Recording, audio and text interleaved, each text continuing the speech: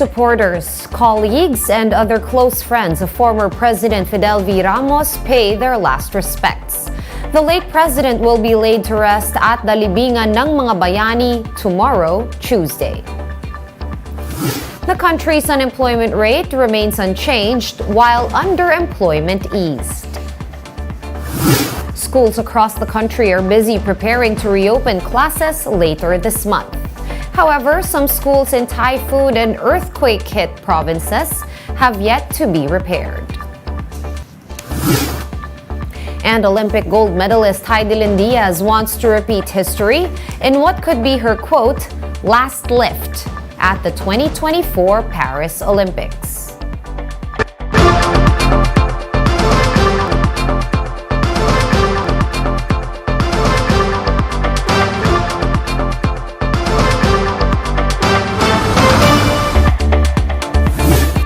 Fast, focused, and fearless. Here's a roundup of stories we're watching now.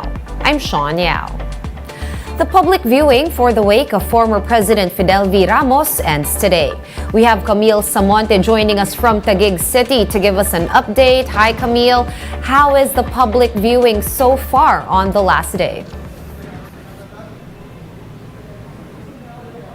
Sean, the two-day public viewing for former President Fidel V. Ramos wraps up today. Preparations are also in place for the state funeral of FVR at the Libingan ng mga Bayani tomorrow. People from all walks of life visited FVR's wake this Monday. We talked to a family who flew all the way from Cebu just to pay their last respects to the former president. The family recalled FVR's visit in Cebu during and after his presidency. Some people from the private sector who partnered with his administration for irrigation projects were also present. Former PNP Chief Vidal Querol also remembered Ramos' contributions in ensuring the welfare of soldiers and police officers. Vice President Sara Duterte was also there. The armed forces, meanwhile, conducted an ocular inspection at the Libingan ng mga Bayani for Tuesday's state funeral. A bureau procession with full military honors will be held there for Ramos, a former chief of the AFP, and then Philippine Constabulary. There is also a designated area for the public who want to witness FVR's interment in person, but a negative swab result is required. The public can also view the procession outside the Heritage Park. Sean, some close friends and former colleagues of FVR are set to give a tribute after the Mass. Sean? Thank you so much for that update. Camille Samonte reporting to us live from the Heritage Park in Taguig City. Meanwhile, in Clarin, Bohol, several classrooms have yet to be repaired months after Typhoon Odette hit the area. Brian Castillo with the report. The town of Clarin in Bohol was one of the hardest hit areas by Typhoon Odette last year. 7 months later, the area is slowly recovering from the typhoon. Although traces of damage left by Odette can still be seen in schools. With classes set to reopen in a couple of weeks, school officials can't help but worry if it's already safe to return. In Clarin National School of Fisheries, many school buildings no longer have roofs, exposing classrooms to heat and rain. Medyo nag-aalala na kami kung saan namin ilalagay yung mga estudyante namin sa daming classroom na damage sa aming paaralan. Kawawa naman yung mga bata, lalo na ngayong tag-ulan. Of the 48 classrooms, 28 were damaged but can still be repaired, while the remaining 20 are no longer safe to use. Yung senior high school, okay na. Wala na tayong problema sa senior high school. Labas-pasok ng mga bata. Yung junior high school, siguro to shifting siya morning and afternoon dahil sa 20 classroom na nawasak. Schools open under a blended learning arrangement on August 22, while full in-person classes will resume on November. Some parents back the return to pre-pandemic face-to-face setup. Pag modular, parang walang laman ang utak ng bata. So pabor kami sa face-to-face. Mas mabuti pag may teacher dahil yan, ma-implement yung isang bata, ma-enhance kaysa. According to the Bohol Provincial Schools Division, only 32 of the 366 damaged schools have secured funds for repair works. The Education Department said school opening will still push through on August 22, Even in calamity hit areas, the DepEd said temporary learning spaces are being prepared, while those with no alternative learning venues will be allowed to resume classes online. For News 5, Brian Castillo, we are One News. One News Now will be back with more stories after this quick break. Keep it here.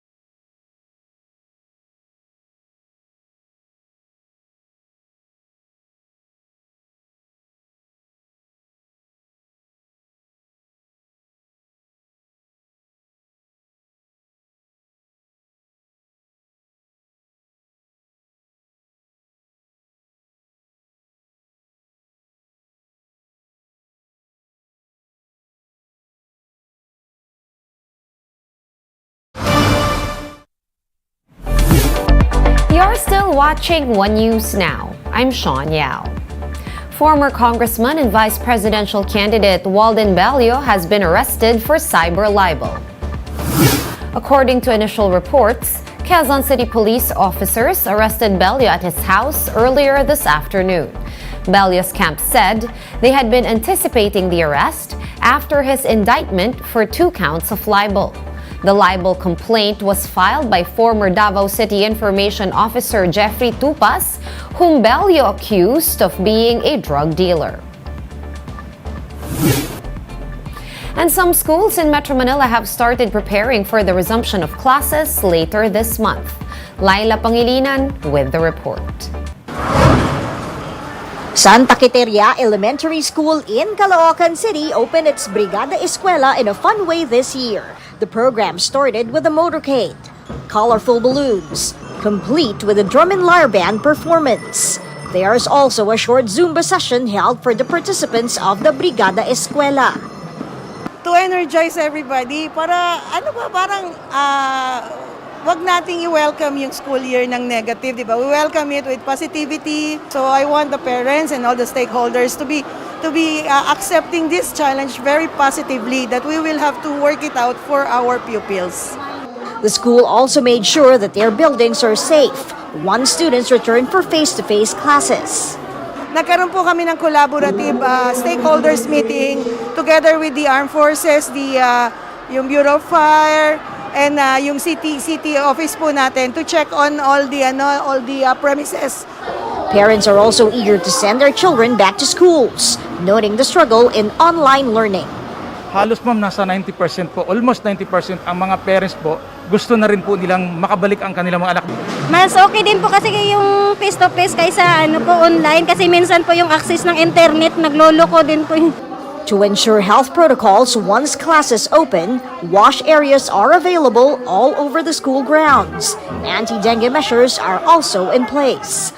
The school also has a system set in the event of a major earthquake.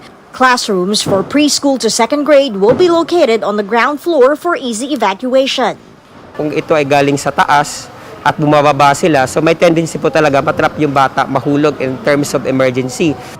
Santa Quiteria Elementary School said they can accommodate up to 4,000 students. However, only 3,500 learners were enrolled this school year. Hanggang doon na lang po siguro talaga kasi lagpas pa doon, parang kukulangin na po ng classrooms, kukulangin na po ng teachers.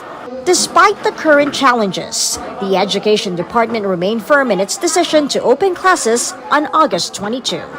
For News 5, Laila Pangilinan, we are One News.